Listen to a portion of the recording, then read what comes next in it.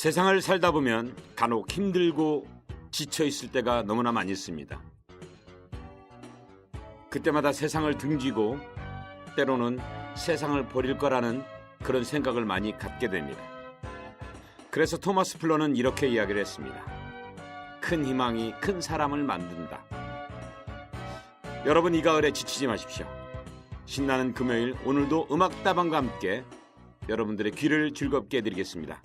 그러면 지금부터 시작을 하도록 하겠습니다. 저는 음악다방 DJ 백성국입니다.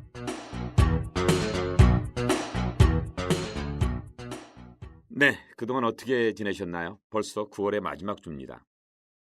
시간이 너무도 빨리 지나서 엊그저께 1월이 시작되는가 했는데 벌써 9월의 마지막 주가 되었습니다. 오늘은 블루스 음악에 대한 이야기를 나눠볼까 합니다. 1900년대 초 실용주의와 결합했던 미국식 자본주의는 막대한 부를 축적하면서 상당수의 미국인들은 살림이 풍족해져 나름의 문화를 향유하게 됩니다. 이 시기 유럽인들은 미국의 넓은 대륙을 개척하기 위해 아프리카 대륙에서 흑인들을 데려와 노예로 삼게 됩니다. 이들은 고달픈 삶을 노동요로 달랬고 노동요는 가스펠과 합쳐지면서 흑인령과 렉타입, 부기우기 등으로 발전되었고 블루스의 원류를 형성하게 되는 그 시기가 됩니다. 그러나 여러분들이 알고 있는 재즈는 또 블루스는 굉장히 난해하고 어렵지만 실질적으로 미국 사회를 들여다보면 재즈와 블루스는 굉장히 천민 음악입니다. 왜냐하면 흑인들이 미국으로 노예로 팔려와서 정말로 힘든 노동과 또한 고된 착취를 통해서 힘들었던 그들의 모습 속에 그들은 어차피 죽어야 된다는 그런 낙담감에 있지만 때로는 이 음악으로 승화시키며 나름대로의 음악 세계를 구축해 나갔습니다. 물론 질서 없이 나름대로 신이 주신 달란트로 음악을 만들어 갔는데요. 그것이 바로 12소절의 블루스입니다.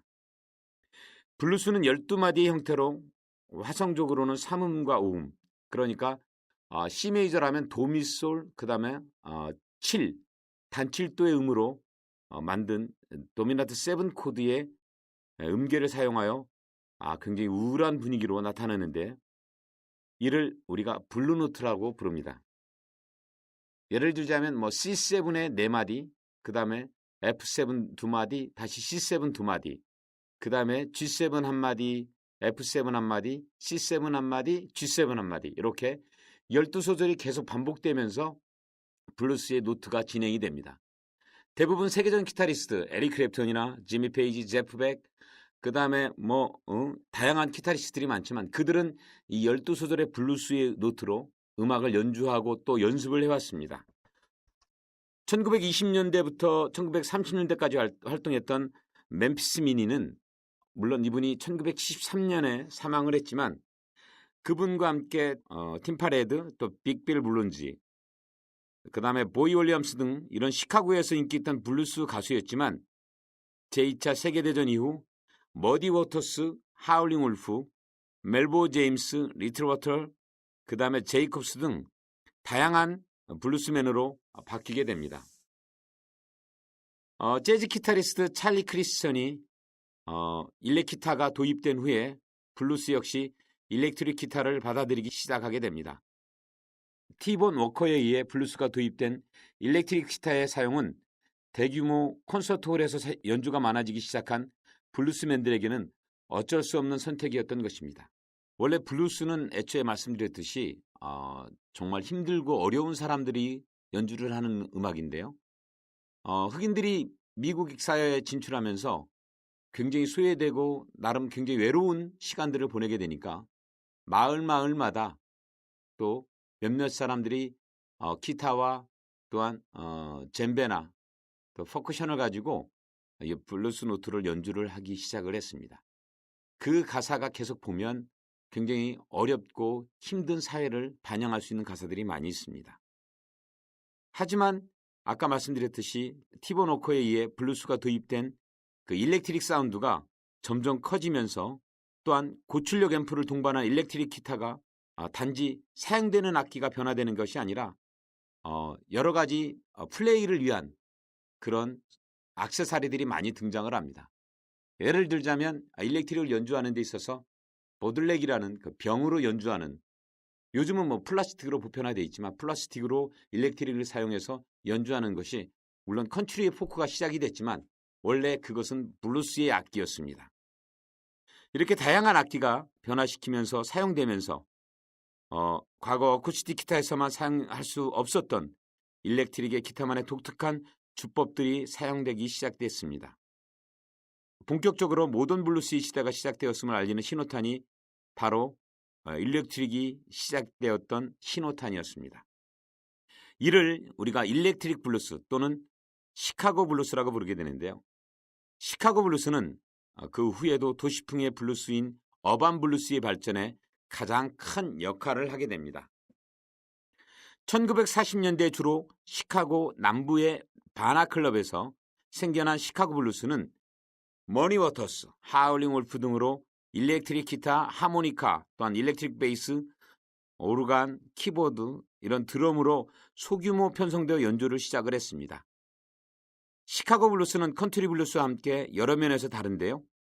악기의 사용도 기타 아니면 하모니카, 전부였던 컨트리 블루스에서 피아노와 베이스, 베이스도 뭐 일렉트릭 베이스도 있지만 컨트라 베이스도 있습니다.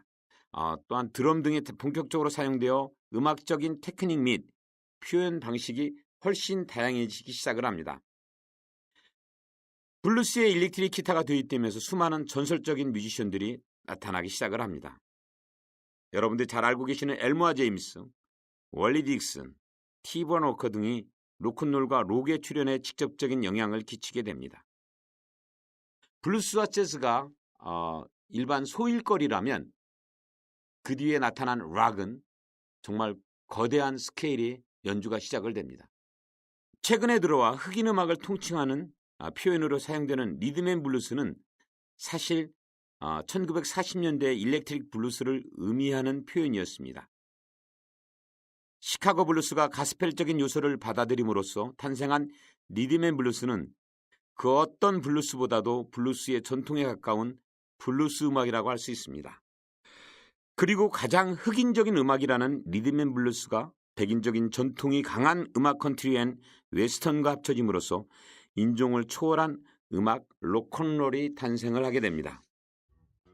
오늘은 여기 블루스에 대한 짧은 이야기를 여러분들에게 들려드렸는데요. 다음 시간에 한 번 더 이 블루스에 대한 이야기를 한번 나눠보겠습니다. 오늘 나눈 이야기는 저희 메이플 카페에 들어오시면 자세히 들으실 수가 있고 또 보실 수가 있습니다. 네이버 카페창에 메이플 뮤직을 검색해 주세요. 자, 그럼 다음 시간엔 블루스 뮤지션과 블루스에 대한 이야기를 좀 더 나눠보도록 하겠습니다. 안녕히 계세요. 백승묵이었습니다.